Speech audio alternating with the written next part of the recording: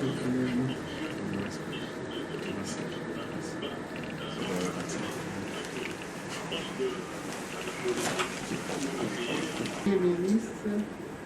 du premier gouvernement de l'Union sacrée et nous, l'obligation de résoudre.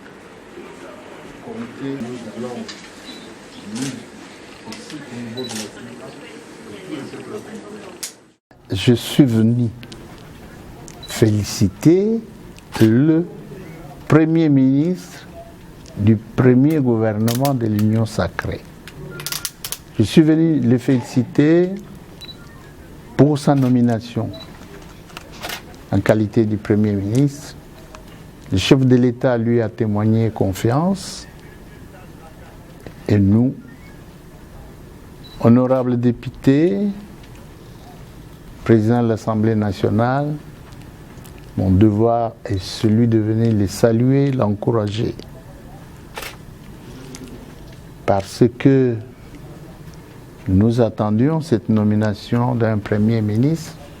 Maintenant que nous l'avons, nous devons nous réjouir, nous devons l'aider pour qu'il forme le gouvernement,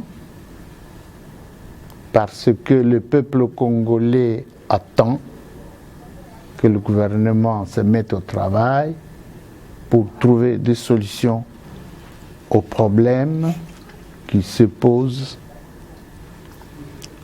dans nos populations, dans nos provinces, dans nos territoires, dans l'ensemble du pays. À mon avis, c'est un gouvernement de combat. Nous sortons d'une étape pour entrer dans une nouvelle étape. Cette étape, c'est l'étape du gouvernement d'union sacrée de la nation. C'est une nouvelle étape avec de nouvelles exigences et de nombreuses attentes de notre population. Donc c'est un gouvernement de combat, un gouvernement qui va combattre l'insécurité à l'est du pays, au nord Katanga, dans l'ensemble du territoire où régnerait toute forme de violence, un gouvernement qui va lutter contre la corruption. C'est un gouvernement qui va rassurer la gratuité de l'enseignement.